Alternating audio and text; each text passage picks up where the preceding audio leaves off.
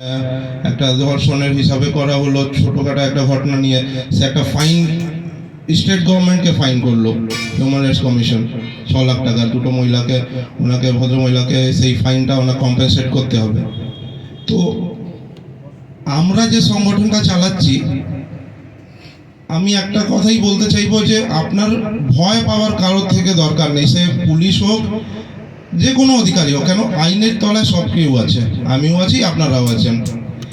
এবার আমরা যে কথাটা ভয় পাওয়ার বলছি, যে ভয় পাওয়ার কিছু নেই, তার মানে এমন না যে আমরা কোনো ইললিগাল অ্যাক্টিভিটি করছি, যে কোনো জিনিস করে আসলে আমার ভয় পাচ্ছি না। না, আমরা আইনের তলায় যে কিছু করব, আমাদের অধিকার নিয়ে লড়তে পারি।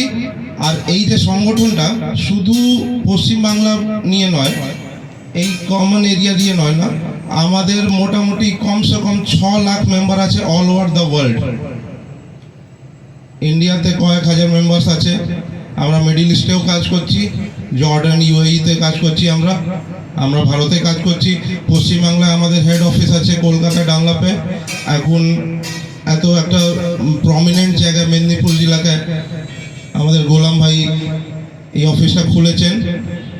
তো আস্তে আস্তে আমরা আমাদের ডানাটা এগোচ্ছি, আগাচ্ছি। এবার আমি বলবো, এই যে সংগঠনে আমি জয়েন করেছি জগৎ থেকে, সবাই এখানে এক একটা নিজের কাজ জুড়ে আছে, আমিও একটা ব্যবসায়ী। কিন্তু এই আমাদের সময় থেকে একটু সমাজের জন্য যে টাইম বের করে আসা, এইটা খুব একটা মহত্বপূর্ণ, খুব ইম্পর্টেন্ট কাজ। এখানে আপনারা যে দেখছি মহিলা টিম, এইটা দেখে খুব খুশি হলাম যে মহিলারা সাথে মিলিয়ে এগিয়ে আসছে। মহিলা শক্তি এর উপরে তো কিছুই নেই, এটা কিছু বলার নেই এই বিষয়ে, এটা সবাই জানে।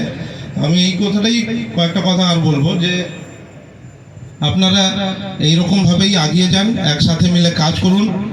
আপনাদের যদি কোনো অসুবিধা হয়, আমি আছি, আমাদের স্যার আছেন, আপনাদের গোলাম ভাই এখানে আছেন।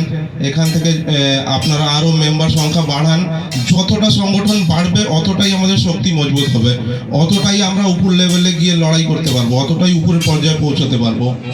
তো আমি চাইবো আপনারা এরকমভাবেই কাজ করেন। খুব সুন্দর ব্যবস্থা আজকে দেখলাম এখানে, খুব মন খুশি হলো দেখে। আপনাদের টিমটা দেখে বিশেষ করে খুব মন খুশি হলো, যে এত মহিলারা আছেন, আপনারা পুরুষরা আছেন, আমার ভাই দাদারা আছেন, সবাই মিলে এই যে কাজ করছেন। আর ফটোগুলো তো আসতেই থাকে, ভিডিওস আসতে থাকে, আপনারা সামাজিক কাজ করেন, খুব ভালো লাগে দেখে। আমরা চাইবো যে এরকমভাবেই আমরা সব মিলে একসাথে এগিয়ে যাই, আর দেশের জন্য, আমাদের অধিকারের রক্ষার জন্য কাজ করতে যাই।